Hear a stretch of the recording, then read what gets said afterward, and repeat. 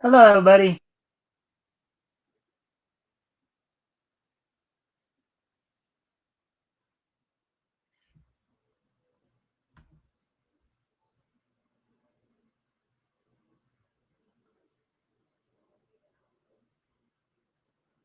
Hello, everybody.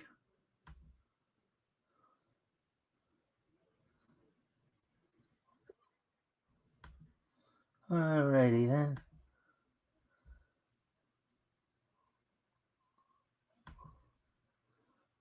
Alright, so welcome to Mikestand. Today, of course, is Monday, November the 17th, 2025.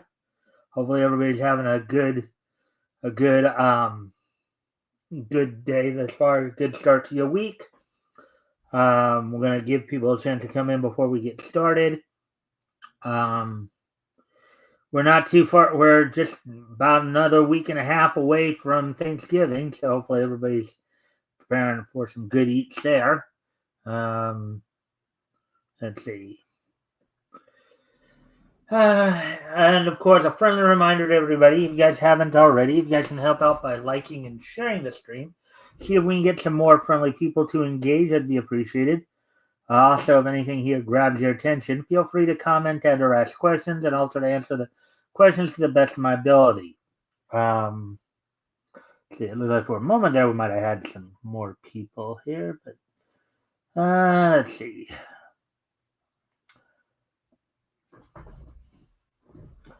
Anyways, hopefully everybody caught last night's show with my special guest, Ray Christian. So let's see. So yeah, looks like we got some people on Rumble as well. All right. So here's what we're gonna do. So tonight on the night show, we're gonna go over one article from we have some people. Hello, hi. Clip 7857. Hello, clip 7857. I'm reading that right, hopefully. Um, or no. Oh, I guess clip Z167. I guess. Hello. Hopefully, you're having a good start to your week this far, clip. Um, all right. So with that, all right. So here's what's on tap for tonight. Of course, um, we're going to go ahead and so tonight we're going to go over one article from Bleeding Fool, talking about article from Chris Braley this time, where he's talking about, I guess there's an upcoming DC Marvel crossover that they're talking about that they feel will threaten the financial future of comic shops. We'll find out a little bit more about that. Also, get caught up on all the happenings in professional wrestling over the weekend with the wrestling wrap up.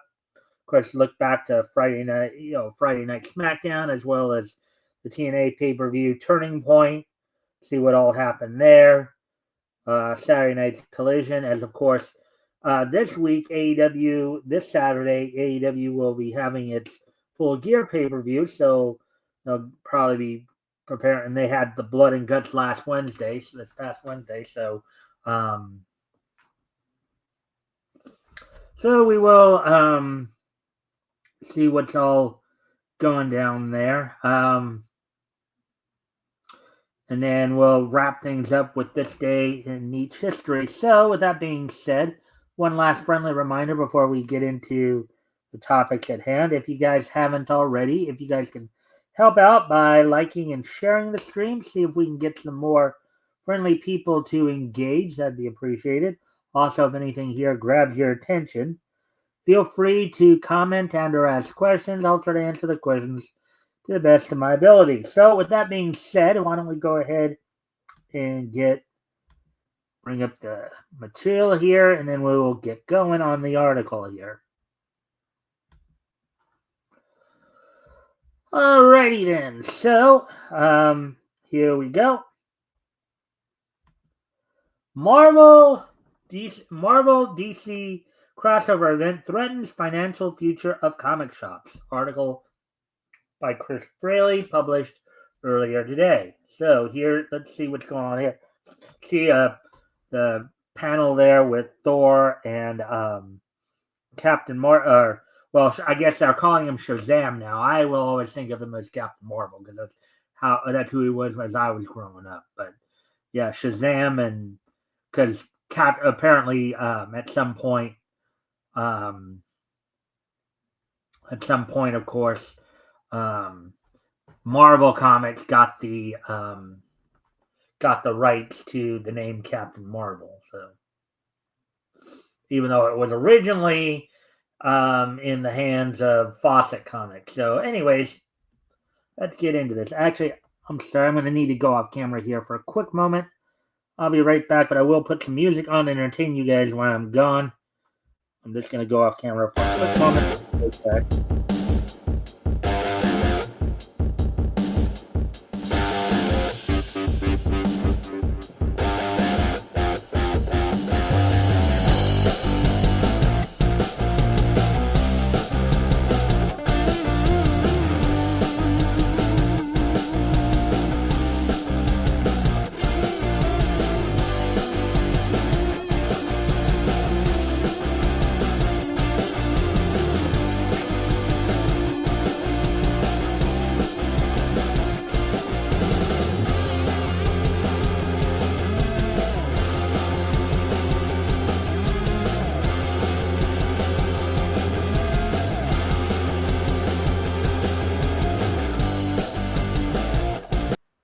All right, sorry about that. Anyways, let's get to the articles at hand here.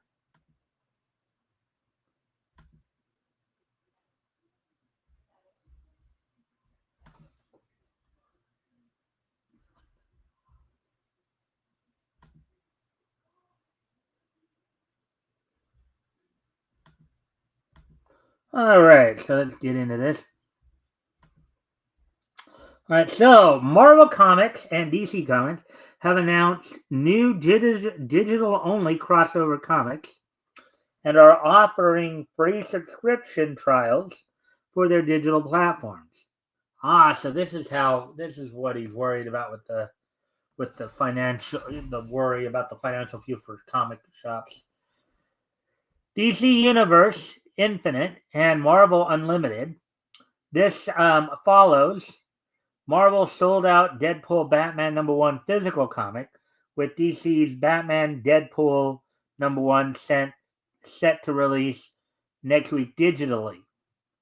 The digital stories will be free to read for 30 days after registration before locking behind a paywall. Both companies are releasing these stories in a vertical scroll format designed specifically for digital devices. So basically, these services, if you have, like your phones or whatever, you want to just be able to pull them up, you can. The first title on DC Universe. Now, obviously, for comic shops, it would be a bit more of a hassle because, if you can get comics on these digital platforms for free, why would you then want to make the trip to the comic shop and spend your money there to get the comics? Especially if they're basically the same stories. The first title on DC Universe Infinite is The Flash Fantastic Four, written by Jeremy Adams and drawn by Adrian Gutierrez. It features Barry Allen and the Fantastic Four battling through the Speed Force to stop Gorilla Grodd. On Marvel Unlimited, a Thor Shazam story, which we saw up top there, authored by Al Ewing and illustrated by Jethro Morales. So a lot of lightning going on in that Thor Shazam comic, obviously. Illustrated by Jethro Morales, teams Donald Blake with Billy Batson to recover stolen powers of Thunder. Fans can redeem a free digital copy of the Thor Shazam crossover with the code crossover25 until December 17th, 2025. About a month. Actually, from today, it is a month. It's exactly a month.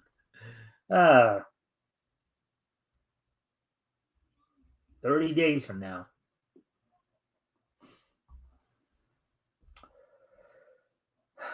DC and Marvel are also offering their US subscribers codes for a 30-day free trial to their company service. DC Universe Infinite subscribers without Marvel Unlimited will receive a free trial for Marvel Unlimited's monthly service. Marvel subscribers without DC Universe Infinite will get a trial of DC's Ultra monthly plan. New signups must register by December 17, 2025. Both services automatically renew and have different terms.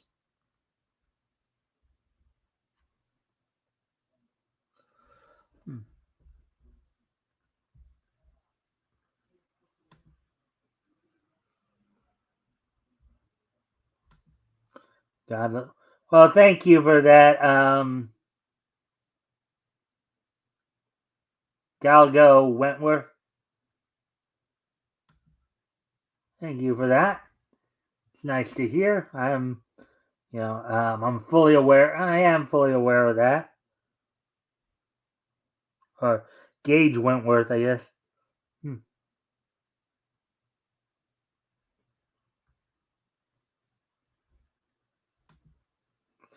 And again, friendly reminder to everybody, if you haven't already, if you guys can help out by liking and sharing the stream, see if we can get some more friendly people to engage. That'd be appreciated. Also, if anything here grabs your attention, feel free to comment and or ask questions, and um, I will try to um, answer them to the best of my ability. So, continuing on here, as we continue on here, let's see. Now, I guess we're getting into the comic shop part of it.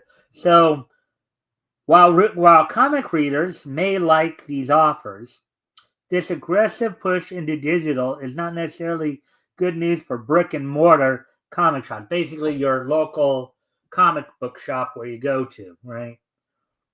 Not only do comic shops do not make money. Okay, somebody did a typo there. I think it's supposed to say not only do comic shops not make money from digital sales, they also risk losing physical comic sales to those readers who abandon print copies to adopt the digital approach.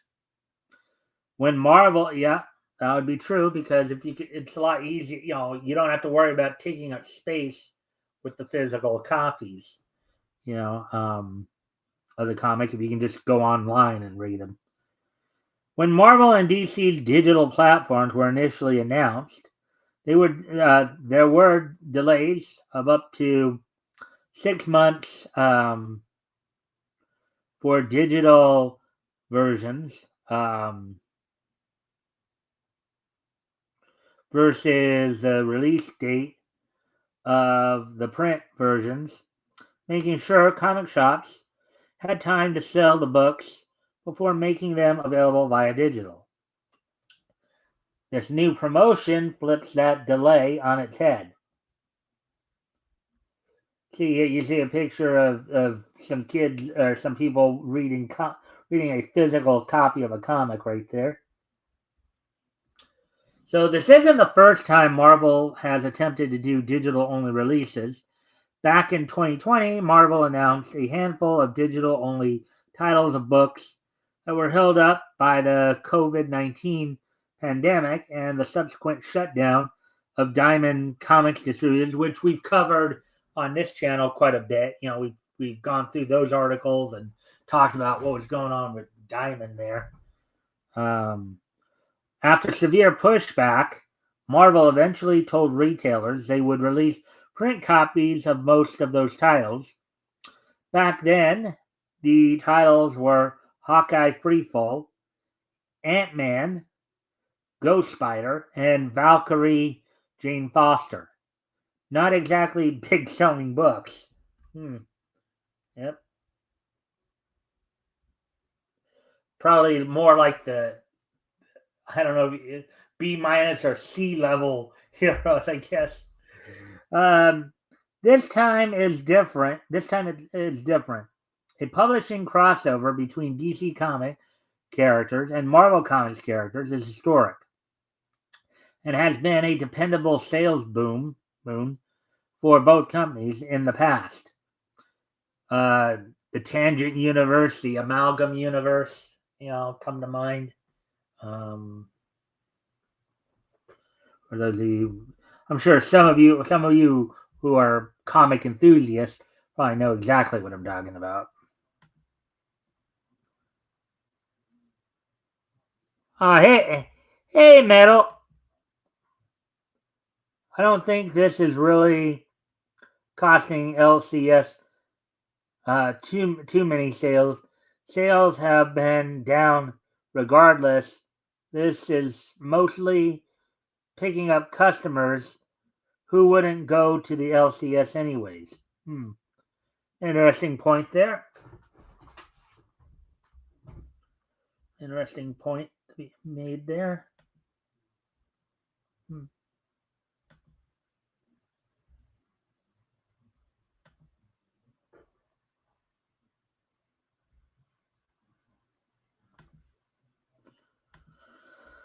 All right, so let's see now. Let's see, where was I? Oh yeah.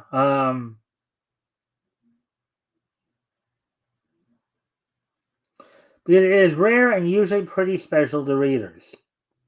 This time, the Big Two's decision to prioritize digital platforms over supporting comic shops is a slap in the face to local retailers and readers. I don't know, Metal. I know you just commented on this. Do you think that's a slap to the face of retailers, the local retailers? Hmm. Anyways, I'll finish off this paragraph and I'll check see if you answer. Comic shops offer a unique experience that digital services simply can never replicate or replace. That idea of the that I get what he's saying with that line. The idea of that human interaction, right? Of interacting with other people, other fans, like, yeah, you can sit behind a computer screen and look the comics up and read them, but then you don't have, unless you do like what I do every Sunday, and Metal knows that all too well. Unless you have, you do something like that where you get together with some people, read the comics together, and talk about them. You don't really have much, social interaction there. Doing digital, something like what I do with it. But let's see. It's sad to see Marvel and DC so blatantly choosing their bottom line over the health retailers they've relied on for decades. It kind of gives you the impression of the idea of trying to just kind of push the old man out the door, in his walker and all that. Let's see now. I mean, no more or less than they have been slapping them in the face. They've been slapping them they've been slapping them nonstop for decades. I think they just kind of pointed that out too. There, Metal. Um,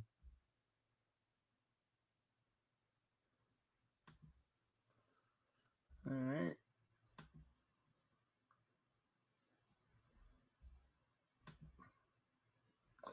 Anyways, as we of course continue on here, the article. Let's see, wrapping this up a bit. And this article went a little faster than I thought it would. I might actually add another article in. So while mainstream comics media is seemingly applauding this decision, there is no way this will help small business owners, and in fact undermines the communities and cultures that have been built around those shops. If comic publishers continue to want to grow their digital footprint at the expense of physical stores, they can expect the entire comic shop landscape to suffer. With this latest heavy focus on digital subscriptions, Marvel and DC are trying to increase digital readership while they directly undercut comic retailers who have been the backbone of the comic community since the direct market was born. Now, mind you, yeah, I mean, I think from a business perspective, it almost sounds like DC and Marvel almost trying to like cut out the middleman. Rather than go through your local comic shop, they just set up a site to where you can buy and read the comic on on digital services. You know, but they're basically just trying to cut out the middleman that way. But at least for the big two, yeah, it might hurt the comic shop. But I don't even. I just thought of something, dude, or just something just crossed my mind too. Just now, just a second here. Um, yeah. Um, Marvel and DC may be doing that, but we haven't heard if like some of the other companies like Dark Horse or Image or Archie, if they're doing that as well, you know, now if they're doing that as well, then that would seriously undercut the comic shop. But if they're not at least doing that, then comic shops might still be able to be around for a while. Depends upon on how many. Granted, the big two definitely would probably be hurting them, but anyways, if they look at their competitors, like the Shonen Jump app, that's just where the market is. Most young people read on their phone. Yeah, that's true. Yeah, you make a good point there. Young people, a lot. The youth culture of today does everything on their phones, right? They access the internet on their phones. They play games on their phone. They read comics on their phone. You know, I wouldn't be surprised that unless the parents are heavily involved, I wouldn't be surprised if you have some kid. Well, and you probably have like the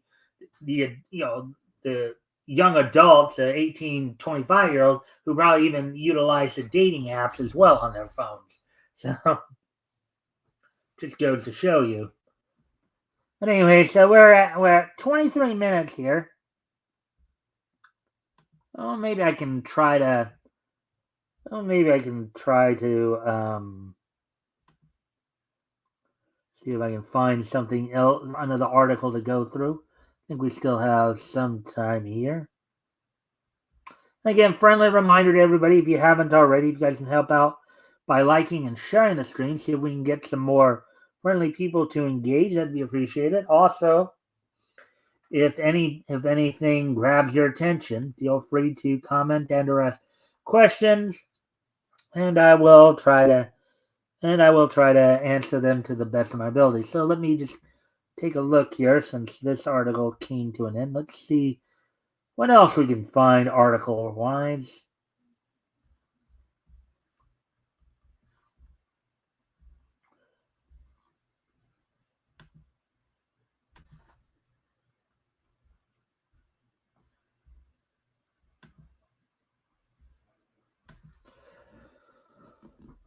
Metal, if you're still here, if you want to share the link to your YouTube, because I know you have your show coming up after my show tonight or a little later here. If you want to drop your link to your show for tonight, feel free to do so people can head over there, after we're done here.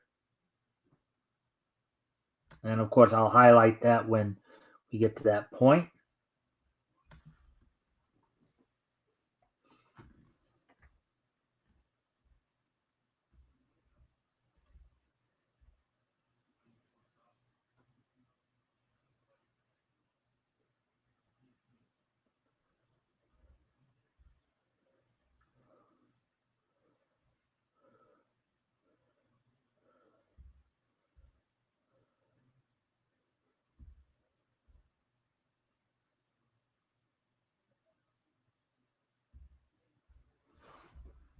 Hmm.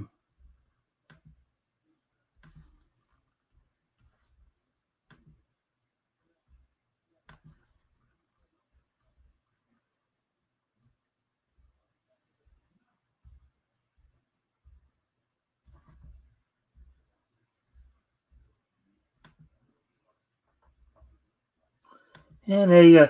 So tonight at 7 p.m. Pacific, 7 p.m. Pacific, 8 Mountain, um, 9 Central, 10 Eastern. Head over to the Vomitorium, as Metal and his co-host Marsupial Gamer will be will of course be talking a lot of the same things I talk about: comics, anime, manga, comics, cartoons, and the like, pop culture in general. Primarily, as I understand it, anime and anime and manga and comics. So some cartoons, but anyways, so you guys want to go check that out? Check him out. Give him some love from here. So anyways, so I'm going to continue looking at. Well, I guess I can keep that up while I'm looking, see if there's any articles to go here. Actually, I did.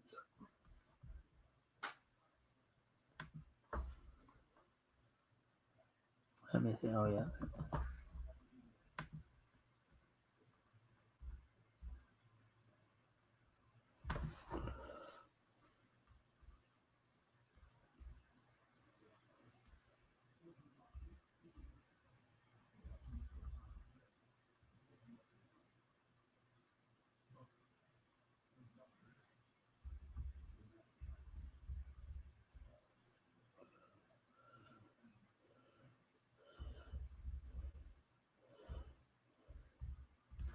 Okay.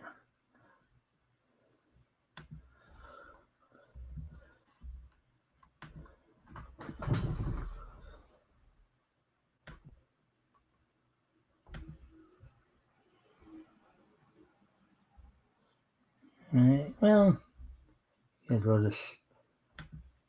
All right. So let's see. Oh, it looks like we have a few more things here. All right.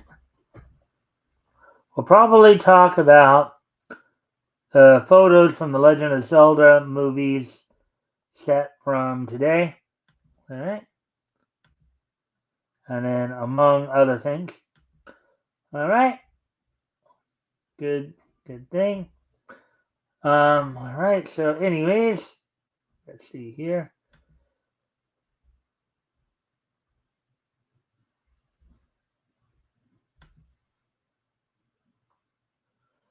All right. All right, so we're now at about 28, 29 minutes here.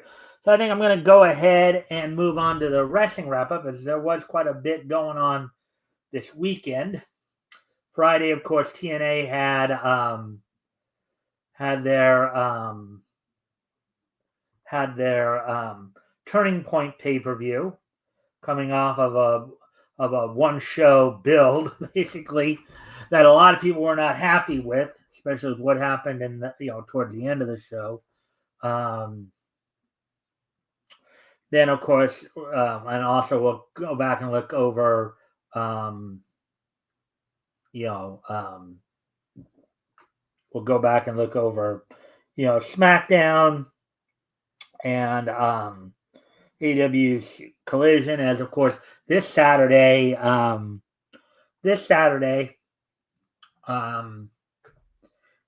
AEW will be having its Full Gear pay-per-view, so we'll be looking at that. We'll be talking a little bit about that too. I know, maybe find out, see if there's um, anything that came up with that. So let's go back and look over some of this stuff here.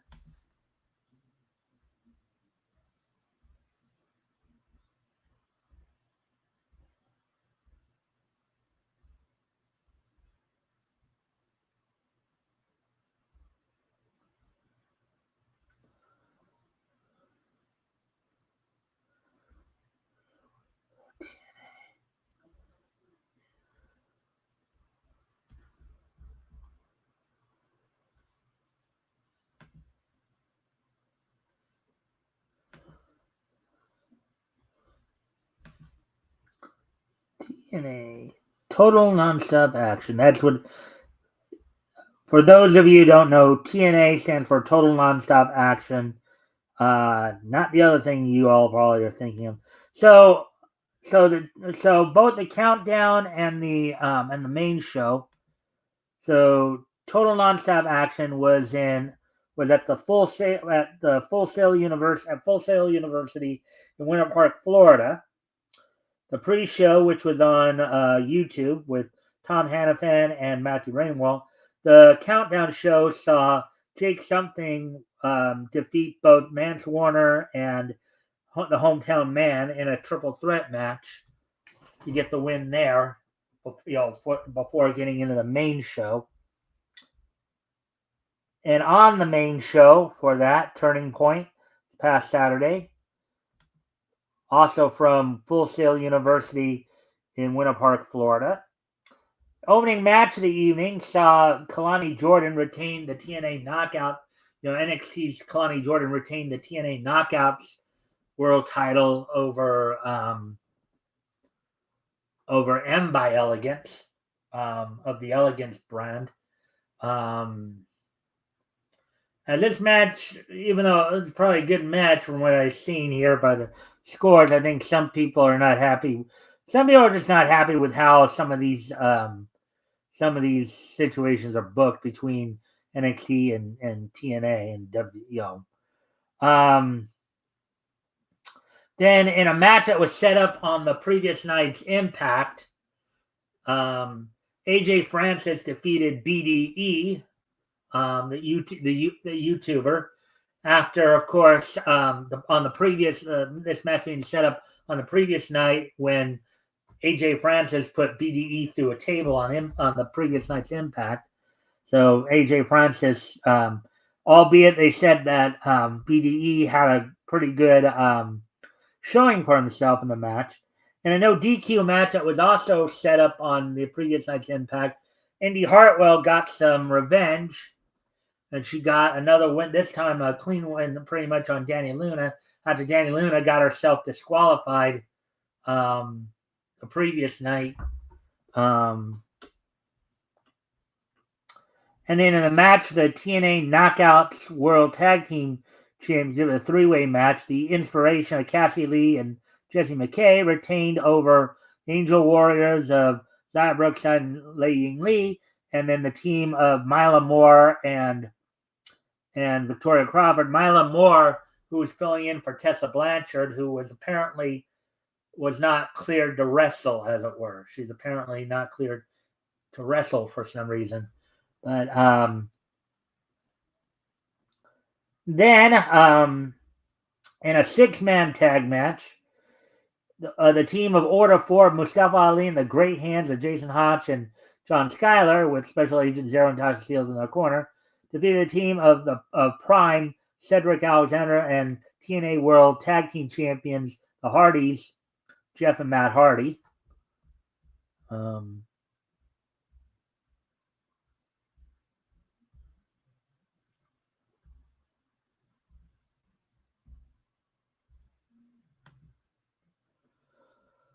Let's see.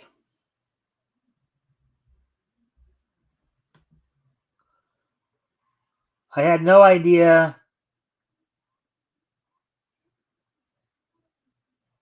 That's what it stood for, to be honest. Yeah.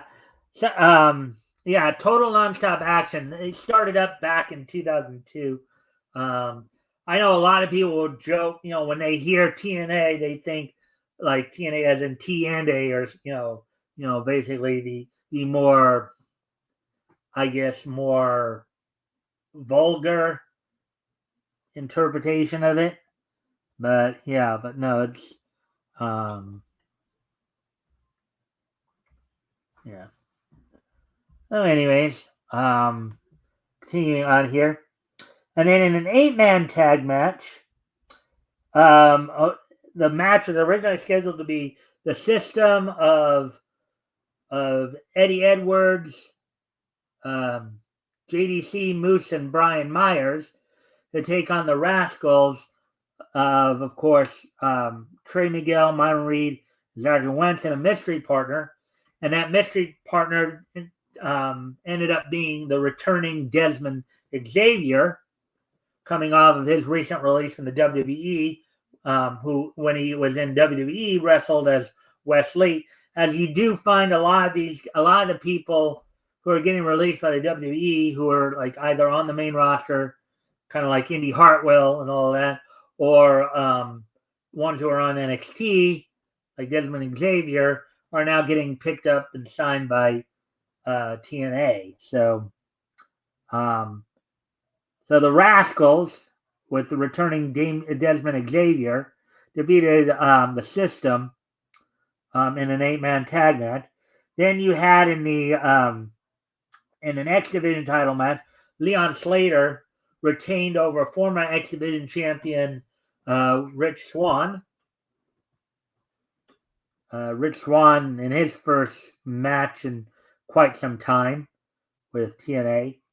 And then the main event was a tag team. Originally this was scheduled to be a tag team, but then it started out as a handicap match as they seemed to be working an angle that Mike Santana might have been upset at how they took the title off of him on the previous night's Impact, as it was originally scheduled to be Mike Santana teaming with Steve Maclin, who's the international champion, take on Frankie Kazarian and Nick Nemeth. And then when Kazarian defeated Santana on the previous night's Impact, Mike Santana was not around for a lot of the show. They thought he was going to just skip out on the match altogether, and then comes at the end. And then, of course, they get jumped after the match by a bunch of what they called the WEC teamers from like Evolve and stuff like that, or ID program. So,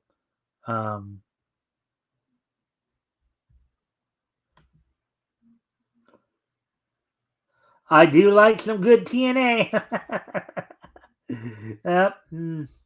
Anyways, all right. So that's all we got for the Turning Point pay-per-view. Of course, they'll back on. They're of course doing some tapings. They did some.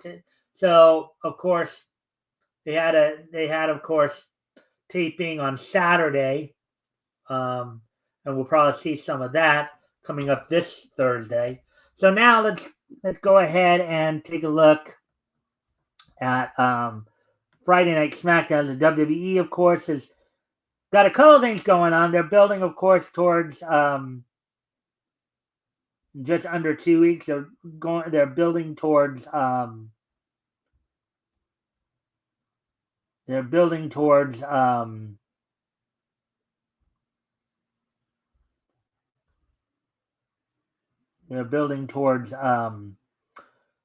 Survivor Series coming up on the 29th. And then, of course, they also have they're building up towards Survivor Series, but also they're building towards, they're trying to determine who will be John Cena's final opponent, as they're holding the Last Time Is Now tournament to determine who will face John Cena at the December 14th Saturday night's main event, or December 13th Saturday night's main event.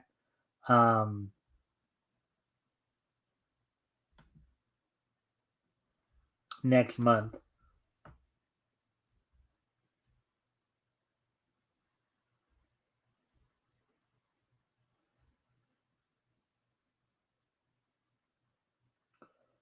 John Cena's final match of his career. Anyways, looking now, of course, so let's go back to Friday Night SmackDown here. So last Friday, WWE held its Friday Night SmackDown.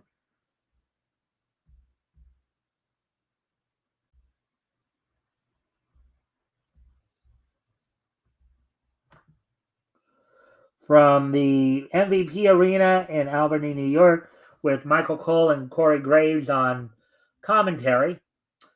Advancing in the last time is now tournament first round match. Jey Uso defeated The Miz, which that match got a little.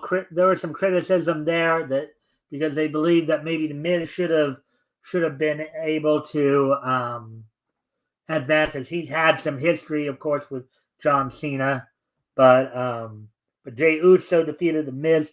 In the other first round match from Friday's show, LA Knight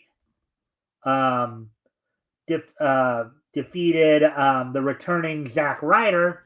This is apparently a one-off, as Zack Ryder, known to most fans on the independent scene under his real name of Matt Cardona, brought him back for this one-off.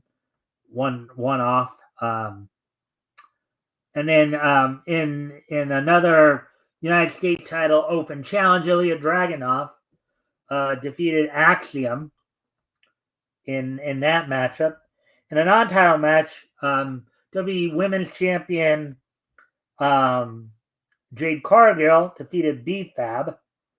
And then in the main event, Cody Rhodes successfully retained the undisputed WWE title by a DQ over Bronson Reed. So you have from the show Jey Uso and LA Knight advancing in the tournament to see who would be the last person to face John Cena at next month's in 3 weeks now, I guess, about 3.5 weeks for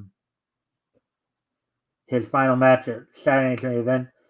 Dragunov with the central title defense and all that. So now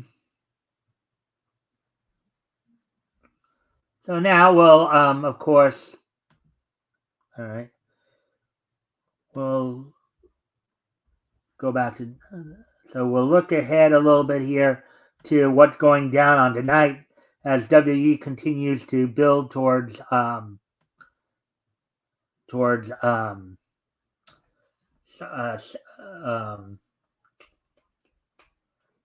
Survivor Series coming up just under 2 weeks away. Tonight from Madison Square Garden in New York City, New York, WWE's long home, on Netflix. 2 more first round matches in the last time is now tournament, as Gunther is set to take on NXT talent Javon Evans, who WWE is high on, and Solo Sikoa is set to take on a mystery opponent for tonight's match. And then in a match for the WWE Women's Intercontinental title, Becky Lynch will be defending the title against Maxine Dupree. So now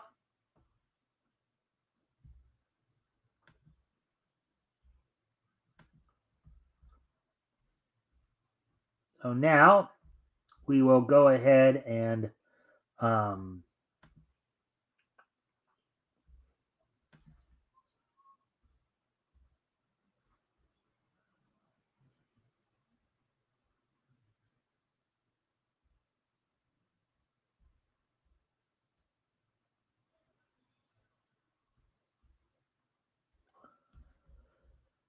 so this past Saturday, from the Erie Insurance Arena in Erie, Pennsylvania, on TNT, AEW held its Collision pay-per-view with, of course, Tony Schiavone, Nigel McGuinness, and Matt Menard on commentary, John Moxley on commentary for special guest commentator for at least one of the matches.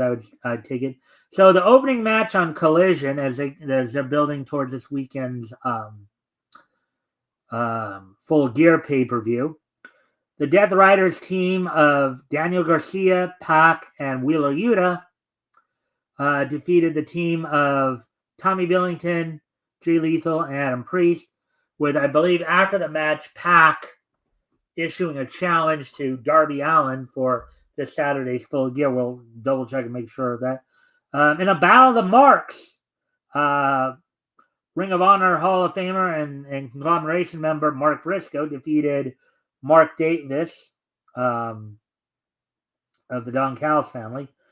In women's action, Ty Mallow defeated Taya Valkyrie in just over 2 minutes. In a match for the TNT title, Kyle Fletcher successfully retained over former 3-time TNT champion Scorpio Sky.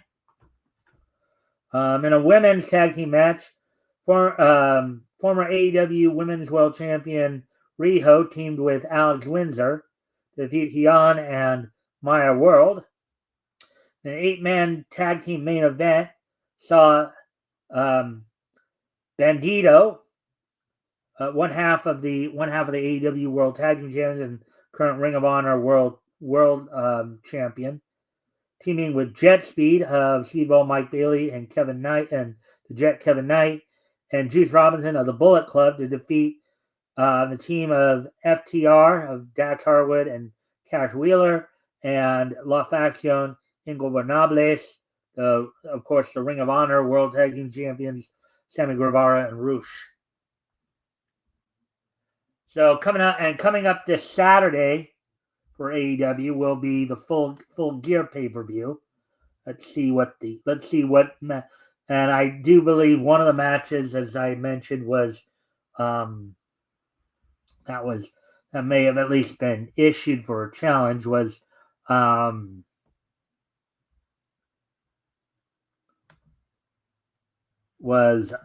and of course Full Gear will be coming from the Prudential Center in Newark, New Jersey. So yeah, Pac will be facing Darby Allin.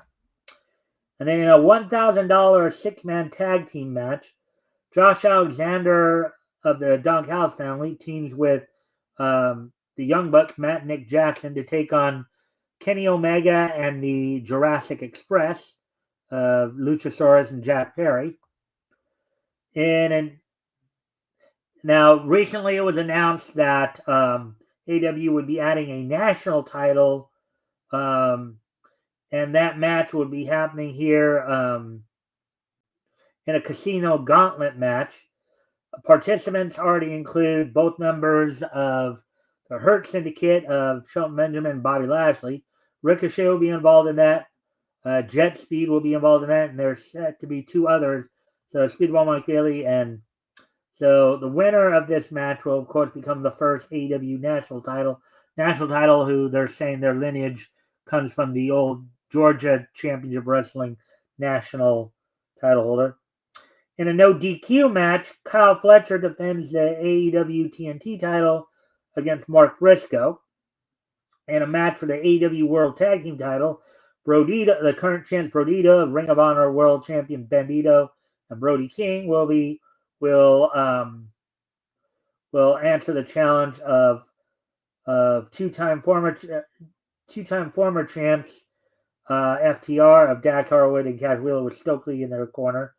Chris Statlander is set to defend the AEW Women's World title against 13-belt Monet now, Mercedes Monet. And in a steel cage match for the AEW World title, Hangman Adam Page defends against 1/3 of the AEW World Trios champions,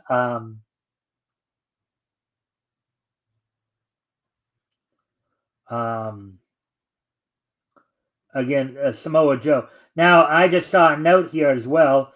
In the match of the no disqualification TNT title, if Mark Briscoe should lose that match, he will have to leave the conglomeration and join the Don Callis family. They kind of did this as well with Mark Davis as well, kind of. But so that's all we got for the wrestling wrap-up. So now what we're going to do, of course, hey, Fitchozo, thanks for popping in. If you haven't already, you can help out by liking and sharing the stream, see if we can get some more friendly people to engage. That'd be appreciated. Also, if anything here grabs your attention, feel free to comment and or ask questions. I'll try to answer the questions to the best of my ability. So with that being said now, today is Monday, November the 11th, 2025. So let's go ahead and take a look back At this day in Nietzsche history. History! So first off, I'm going to head back to 1999. That was, of course, 26 years ago today. On this date, 26 years ago today. So I find it here. On this date, 26 years ago today, the fifth and final issue of MD from Gemstone went on sale on this date back in 1999. So on this date back in 1999, fifth and final issue of MD from Gemstone Comics went on sale on this date back in 1999. Sold for $250, was 32 pages.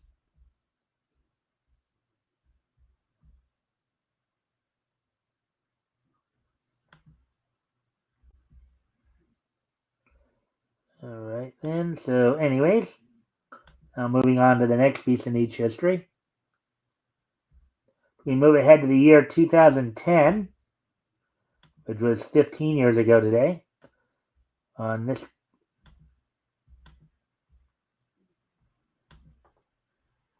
date, 15 years ago today, back in the year 2010, the following OVA specials were released by their respective companies on this date back in 2010. Shaft Studio Staff and Studio Pastoral, Maho Senshi Negima, Mo Hitotsu no Sekai Extra, Maho Shoujo. Basically, a Negima special was released on this date back in 2010. Also, Studio Kokumi's Koei de Oshigoto and Satellite's Air Gear Kiro no Hane to no Mori Break on the Sky. So you had a Negima, Air Gear, and Koei de Oshigoto all released on this date. From let's see, the Negima from Shaft Studio Pastoral, Koei de Oshigoto from Studio Kogumi, and Satellite's Air Gear special, all released on this date back in 2010. And then moving ahead to the year 2020. I've watched it. Yeah, Air Gear is a cool one. I've seen that one too. Metal. I've seen that one too. I mean, it's a pretty charged up anime, so I've also seen it. So,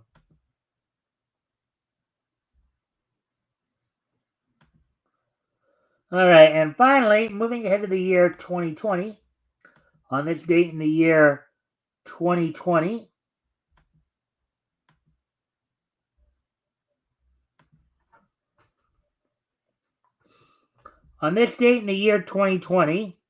premiering on Disney Plus, the Lego Star Wars Holiday Special, which was a Christmas special produced by Lucasfilm Animation, the Lego Group, and Atomic Cartoons, premiered on Disney Plus on this date back in 2020. 5 years ago today, the Lego Star Wars Holiday Special premiered on Disney Plus on this date back in 2020.